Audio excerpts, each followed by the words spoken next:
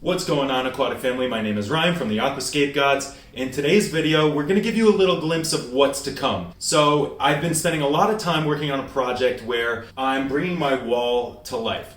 And what that means is I'm making a living wall art, which is a big structure where it kind of looks like a picture frame, but instead of using a normal picture like artwork, you're going to use live plants. And this is something I've always seen in pictures and videos, and I've even seen it at museums. And I've really wanted it, so I've decided to make this happen. And I'm making it as cheap as possible so that you can follow along and try to figure out what to do with me. It's definitely not an exact science. I tried using videos for reference. I tried using just street smarts, and you'll see some mess ups, you'll see some fun, but overall, I just finished it and it does look really good. So you're gonna be really pumped to see the final result. So here's like a little bit of what's to come and how we're gonna make it. We're gonna come out with the entire step-by-step video.